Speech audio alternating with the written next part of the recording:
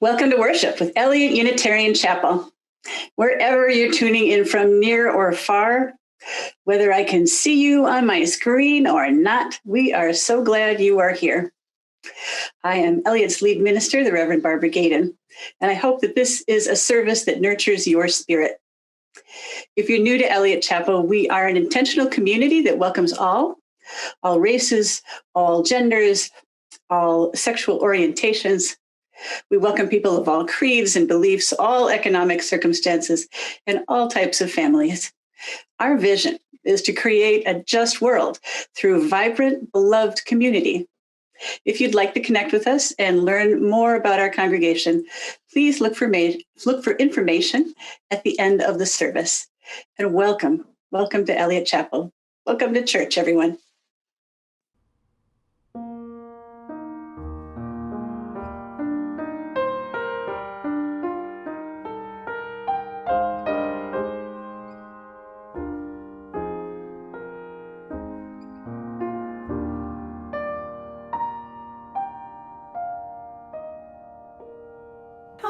Consider the lilies of the field, how they grow, how they grow.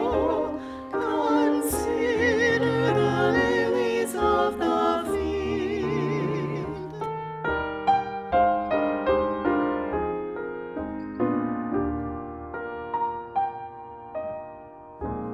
The lilies of the field. They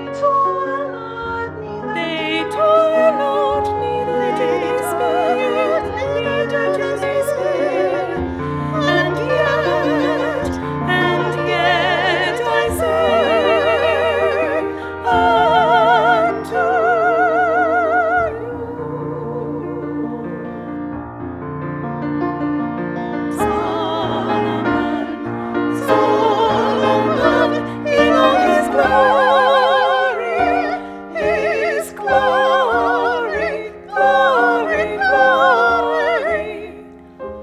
was not arrayed like one of these.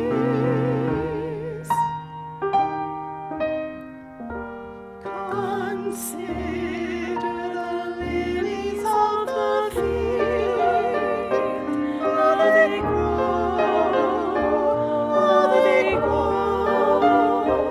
Consider the lilies of the field.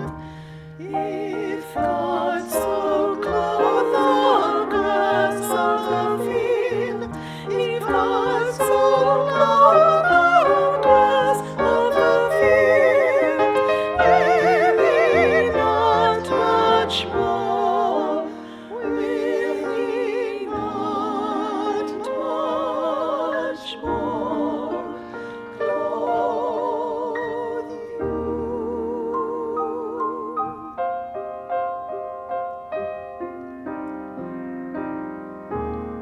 Much more clothe you. Much more clothe you. Much more clothe you. Will He not much more clothe you?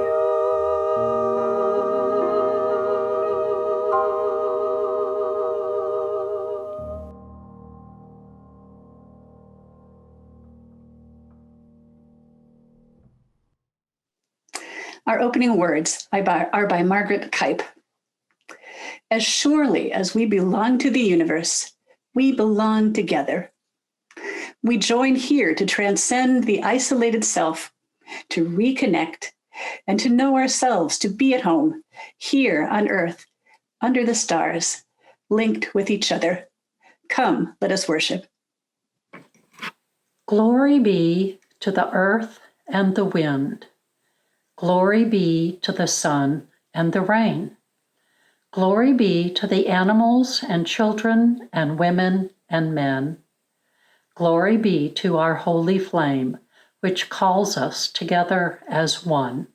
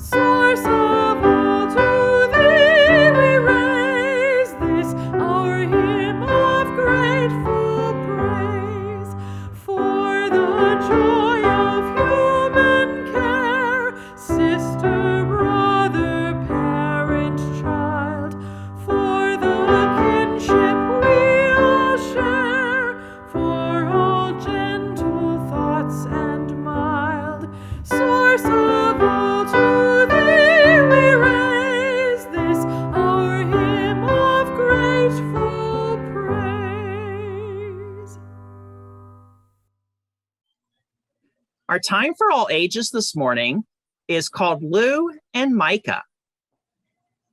Lou lived in the Arctic Circle with her parents, who were researching the effects of global warming.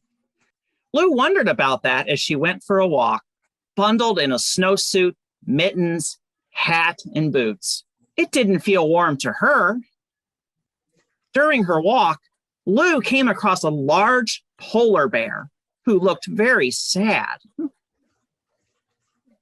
Hello, Miss Polar Bear. You seem sad. What is your name? Maybe I can help. Hi there. My name is Micah, and yes, I am feeling sad. My habitat is shrinking. It's a big problem for us polar bears. What's a habitat? Why, your habitat is where you live. The Arctic is my habitat. It is everything you see around you, the ice and the sea and the glaciers. It has food, shelter, everything I need to live a healthy life and raise a polar bear family. Why is it shrinking? Well, my habitat needs to be cold. I like it that way, and so do the fish I eat. But the climate around here is getting warmer. It feels plenty cold here, but I've heard of global warming. My parents said it's because of people cutting down rainforests and drilling deep into the earth to get coal and oil. Well, take it from me. Our winters are shorter now. Ice melts faster than it ever has before. Polar bears are running out of places cold enough to live, hunt, and raise their cubs. If we don't have anywhere to live, we may vanish from the earth forever. And mine is not the only habitat that's in trouble. Many species are threatened because their world is changing so rapidly. That's awful, Micah. What is causing global warming? The earth is warming up because of how humans use it. Like you said, cutting down trees, drilling into the earth, and no offense, but everyday things you do at home contribute to global warming and harm me and my species. Well, how so, Micah? I'm just a kid. Well, it's common everyday things like having the heat up too high, the air conditioning too low, taking long showers, leaving lights on and computers and phones plugged in instead of shutting them off. Those things hurt you? Yes, they do. The energy to run all those devices, heat your water, or run your car aren't free. It comes from oil or coal taken from the earth and burned in big, great factories. When the factories make fuel, they also make a lot of waste, pollution and chemicals that go into our air and water. Forests are cut down to make room for cattle that people want to eat, or more space for people to live, work, and play. I had no idea, Micah. I'm so sorry. Humans are just starting to understand the impact they have had on all the creatures' habitats. Lots of research is being done, and there are many people and communities who are changing their daily habitats to help the earth. That's great, Micah. I want to help you and your polar bear family. What can I do? Well, there are lots of things you can do. Turning off lights and unplugging phone chargers when you are not using them reduce electricity. You can wear a sweater inside when it's cold and not turn the heat so high. Taking short showers reduces the energy needed to heat water. Plus, you'll save water that other species need too, like those fish I like to eat. Recycling paper, plastic, and even electronics helps too. Walking and biking whenever possible, instead of using vehicles, also uses less fossil fuels and is a big help. Wow. I'm so glad I ran into you today, Micah. I've learned so much about the problems of global warming and climate change, but also about possible solutions that everyone can do. I'm also reminded that we're all connected and it's up to each of us to do our part. I promise to do mine and to encourage my friends, family, and community to do the same. That's our story for today. Thank you to Lou and Micah for that Earth Day message. This is a Uua Statement of Conscience. It was voted on at the General Assembly in 2011 and is on the UU website. As Unitarian Universalists, we are called to address our relationship with food. Our principles call for recognition of and respect for the other. As we search freely and responsibly for truth, meaning, and spiritual wholeness, we will make a variety of individual choices about food. Ethical eating is the application of our principles to our food choices. What and how we eat has broad implications for our planet and society. Our values, principles, and integrity call us to seek compassion, health, and sustainability in the production of food we raise or purchase. Environmental justice includes the equitable distribution of both environmental burdens and benefits for population of residents and workers. Marginalized people have often been able to find housing or work only in areas exposed to environmental pollutants with consequent negative health and quality of life effects. Aware of our interdependence, we acknowledge that eating ethically requires us to be mindful of the miracle of life we share with all beings. With gratitude for the food we have received, we strive to choose foods that minimize harm and are protective of the environment, consumers, farmers, and all those involved in food production and distribution. I invite you now to a time of prayer and meditation. If you wish to, you may plant your feet flat on the floor, straighten your spine, keep your gaze soft, and follow your breath. And hear these words of meditation by Robert Weston. Out of the stars in their flight, out of the dust of eternity, here have we come. Stardust and sunlight mingling through time and through space. Out of the stars have we come, up from time. In the vastness of space, Earth spun to orbit the sun. Earth with the thunder of mountains, newborn, the boiling of seas. Earth warmed by sun, lit by sunlight. This is our home.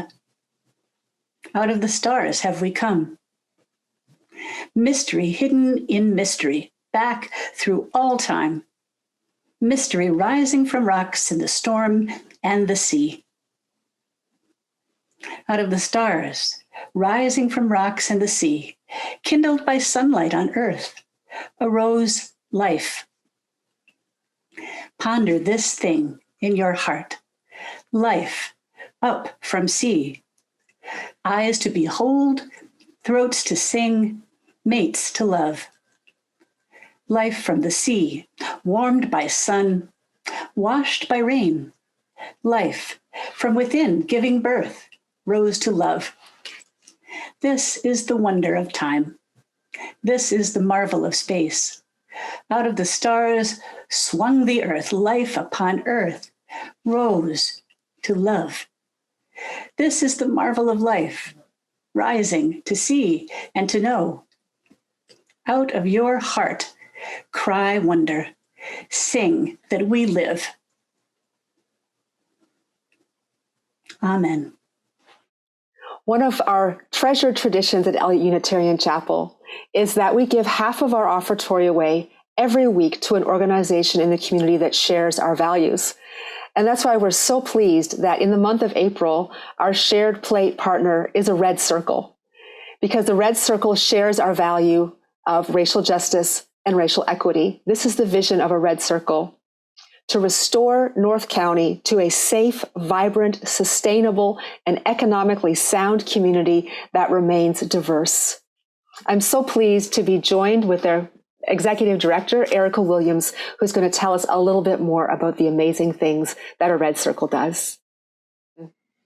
Well, first of all, thank you so much for this opportunity, and thank you for allowing me to share a little bit about our story. I think what is so special and unique about a Red Circle is our proximity to the community.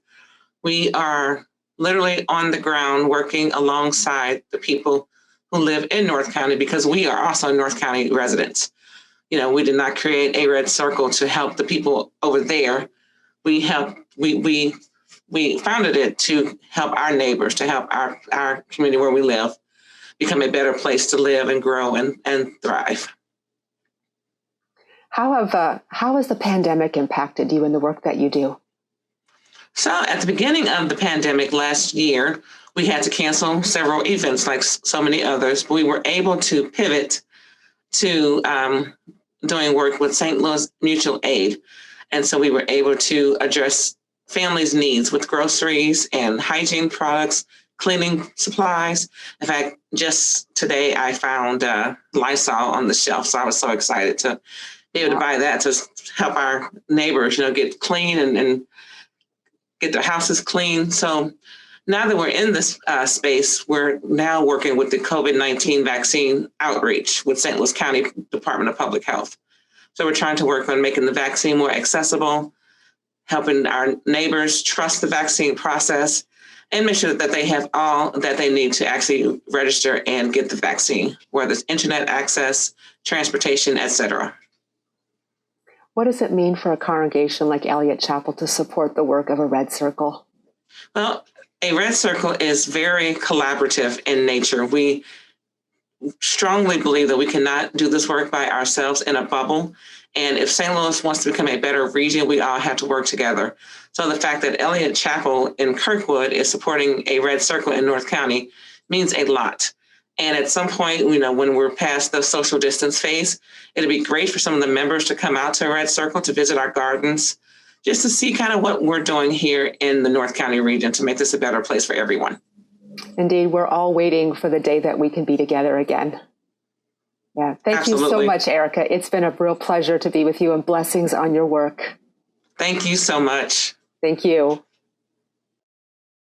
Our goal for the month of April is to raise a total of $1,300, which is $650 for a Red Circle and $650 for the many ministries of Eliot Chapel.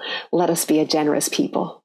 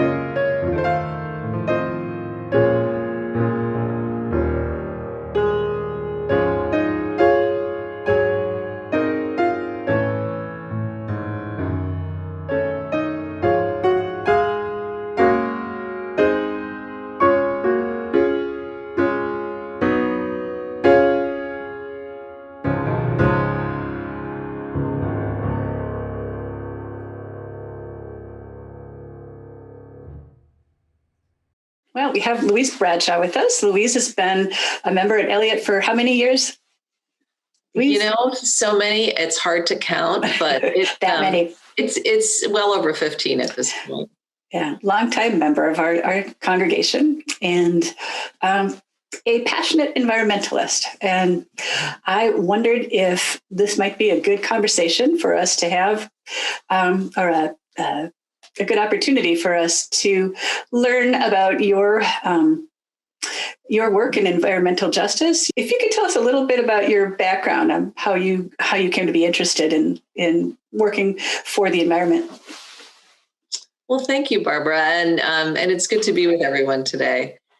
I almost can't remember a time when I didn't feel connected to nature in some way.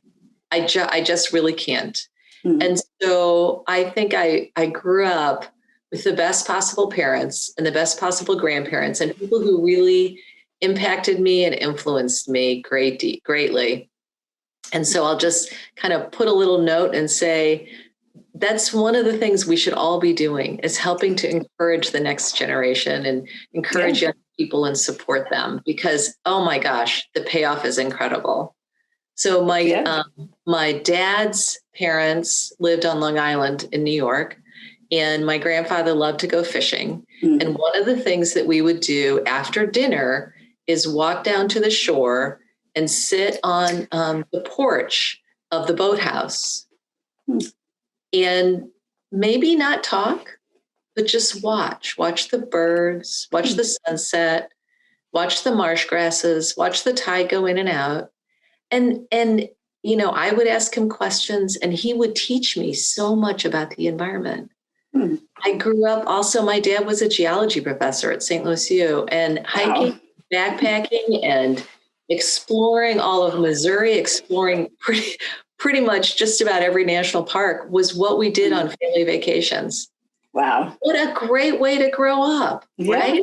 How fun is that? Yeah. I also grew up at a time, I grew up in St. Louis County in an area where, not anymore, but at the time, right behind our house was fields and farms and woods. Mm. And as kids, we could go exploring for hours and make all sorts of little forts in the woods and explore the trees and watch the birds and get to know the foxes and, really feel connected to nature. So I've always felt that as a very much part of my values. It's very much part of my soul. And then the whole, how do you figure out how to turn that into a career, right? Oh my goodness. So I thought I was going to be a scientist, a tropical botanist. I was going to be like Peter Raven or, somebody like that. And, somehow through all sorts of different ways, ended up at the St. Louis Zoo. Taking care of fish and penguins as a keeper and gorillas and primates. And the thing that really connected me there, again, happenstance, but I wanted to work in conservation. I wanted to work and do something that made a difference for the planet, for people, for nature, for animals and plants. Mm-hmm. And I have been really, really lucky as the director of education at the zoo to have that kind of impact, have impact on, the families that we reach, the children in our nature-based preschool, the teens, the young people who've been raised up through our education programs and camps, and on the institution itself, on the zoo itself, as we've really embarked on a lot more conservation programs, both in the field with certain endangered species, and then also how the zoo itself functions with sustainability as a primary goal. How do we make decisions about purchasing? How do we make decisions about the products that we sell in our gift shops? How do we make decisions about messaging and how we communicate complicated things like climate change? So I've been really lucky to be in the middle of a lot of that and to really help move us forward. Yeah, I after hearing you talk about the zoo for a while, I just thought, this whole going to see the animals thing is just like a front for this. Really, you're basically a conservation organization, and the rest of it is just sort of teaser to get people in the door. But it's a great one. Well, thank you. And it's interesting to look at the history of zoos and aquariums, in our country. Boy, I could go on for about 3 or 4 hours on that topic. But I think where the St. Louis Zoo is now, and also, our colleagues at the Botanical Garden, the St. Louis Aquarium, the Wolf Center, Wild Bird, there's lots of great organizations. We're really lucky in St. Louis, I'll just say. That we have a lot of great organizations who really take the conservation as a really important part of who we are, and are really thinking what are our unique skills and talents that we can bring and unique opportunities that we can bring to these big challenges. So one of the unique things the zoo has is, elephants and giraffes are really cool. And so you want to come and see them because where locally can you do that? And then, we have that opportunity, we have that privilege to care for these incredible endangered animals. And then how do we take that opportunity and really help then catalyze people into living life differently or encouraging them to continue on a conservation path, continue on, learning and growing and sharing and acting so that we can all together make the difference for the planet that the planet needs to have. Wow. Well, can you tell me something about an example of how you said encouraging people to live a little bit differently? What might that look like? Well, golly, there's 100 ones. Sometimes we have difficulty choosing, I will say. One thing I'm very interested in right now, and that is, and I have my lovely oak tree back here. I have been really focusing, and a lot of my colleagues at the zoo have been really focusing on the idea of when we think about what we ask people to do, we think about what do they have agency to do? What's really in their control? There's certain ways you can act on climate change, or you can act on decreasing the use of fossil fuels, or whatever, saving elephants, whatever are the issues that are important to you. But people who are lucky enough to have any kind of influence over their own yard, or maybe the church's property, or maybe where they work, if they work at a campus or work at any kind of facility that has any green space. In Missouri, we know that climate change is making things wetter and warmer. And we also know that the more native plants that we can grow, and oak trees are the poster child for this. They deserve the gold medal, because oak trees feed hundreds of different species of animals. Wow, I didn't know that.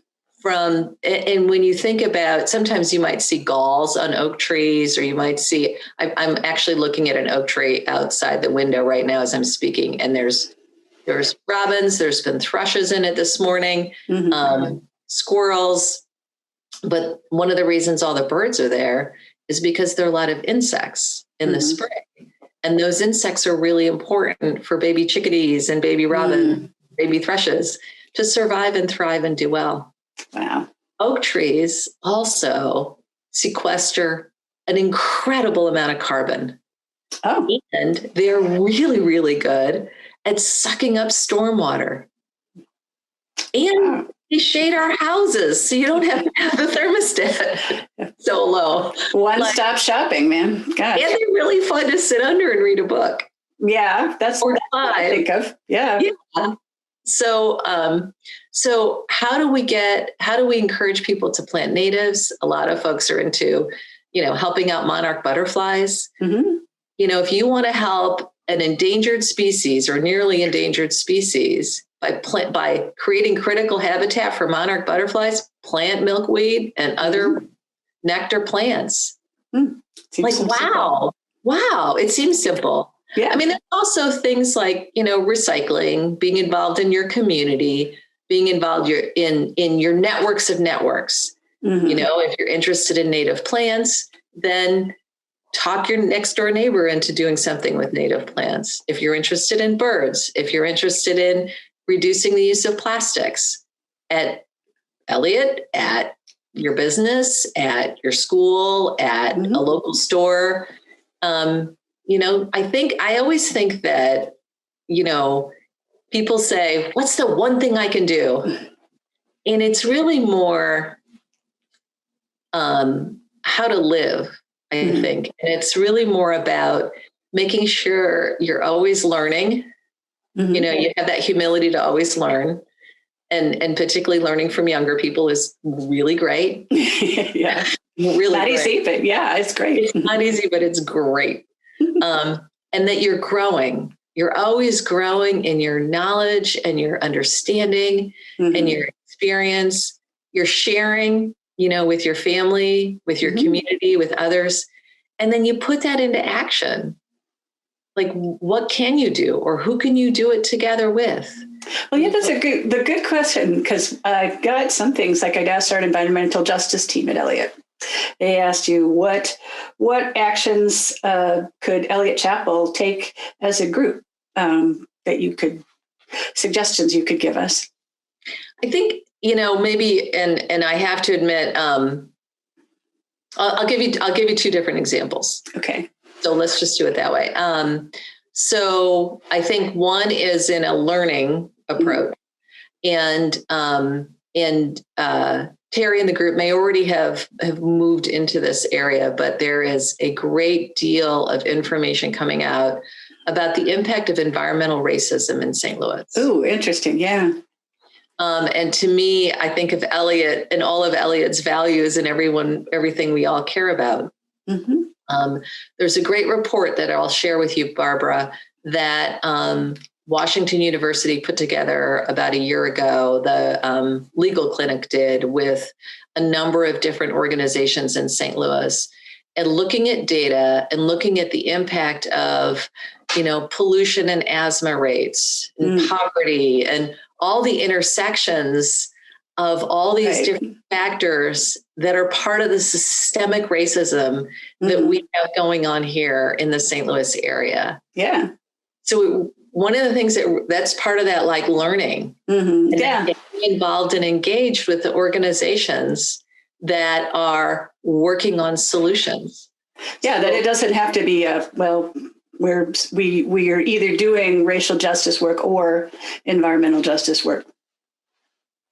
It's an and. Yeah. It's always an and. I will say, I would like to talk to you specifically. About climate change. You had said something about that you mentioned that you were feeling more hopeful than you were before about that. Can you say something about that?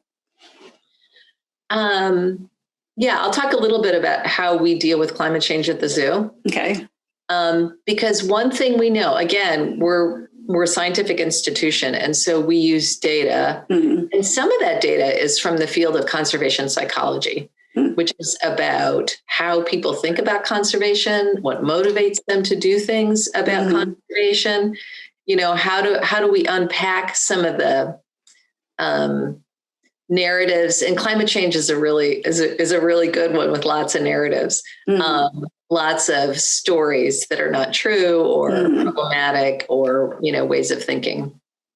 And we have a lot of really smart colleagues at Yale, at Columbia, at university, all sorts of different places who've really dug into this and helped us out a lot. Well, we know that if you want to do one thing about climate change, probably the best thing is to talk about it, frame it, to share it, and contextualize it. And certainly, do your part to live with your carbon footprint as small as you can. But not everybody, we haven't been able to afford solar panels yet. So not everybody can do the obvious, like the big things right away, but it's part of the plan. It's part of what keeps me going, keeps me motivated. And another thing I was going to mention, and this relates more specifically to climate change, again, how everything's connected, it's all an and, is called Project Drawdown. Okay. And again, as somebody with a science background, this is all very data-based. It's all science-driven. So Project Drawdown is a collection of information and tools to help people focus on what are the primary causes of excess carbon in the environment that and the top ones that we can actually work on to reduce the impacts. Wow. Because some of the big stuff, it seems hard to navigate, Yeah. It seems like it's not going to matter until like zillions of people do it. So why bother? But there's some things that are actually a lot easier. Yeah. So it could be a group that takes Project Drawdown and within the church community does a challenge. Like, let's see how far we can go. People are very motivated when they take a pledge to do something. Yeah. Right. They're motivated to help support. I made a commitment to do X, Y, Z. At the zoo, we have a program that our teen volunteers started called Buy to Bags. Yeah. And say goodbye to plastic shopping bags. Uh-huh. Now that's been a little hard in COVID because, the stores are not as inclined to have you bring your shopping bag from the trunk of your car. But some stores are getting more comfortable with that. But it's just really about how can we reduce the use of single-use plastic? Mm-hmm. It's really hard. Yeah. And sometimes it's about what I choose to buy. Sometimes it's, can I influence this restaurant? Or can I influence this store? Can I think about how shopping at a farmer's market, and if I bring a reusable container to put the berries in, I don't need to have a berry box, Right. Or whatever it is. Right. I don't need to have a plastic bag. I can put the apples in my own bag. So it's these like challenges and go, well, what about this? Or what about that? It just sounds like what you were saying earlier. It's not any one thing, but it's just a shift in a lot of your thinking and just the way you do a whole lot of things. And another thing that's important is stay away from the blame and shame game. Yeah. And I'm better than other people. Because everybody's at a different place on this journey, Yeah, it's true. And with little kids, the most important thing to do, teach them to hug a tree. Teach them how to catch a firefly and not squish it. Look at an earthworm and not hurt it, but look at it closely. So it's really about love and care. And if we're acting out of love and caring in our whole lives, and with everybody around us, and then we extend that to, the earth and plants and animals too. Wouldn't this be a better planet? Wouldn't it be a better place? It sure would.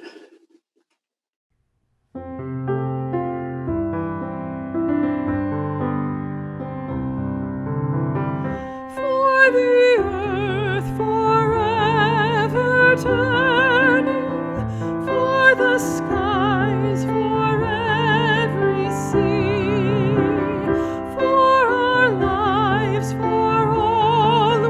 Cherish, sing we our joyful song of peace. For the mountains, hills, and pastures in their silent majesty. For the stars, for all the heavens, sing we our joyful song of peace. For the sun, for rain and thunder, for the seasons' harmony, for our lives, for all creation, sing we our joyful praise to thee. For the world we raise our voices, for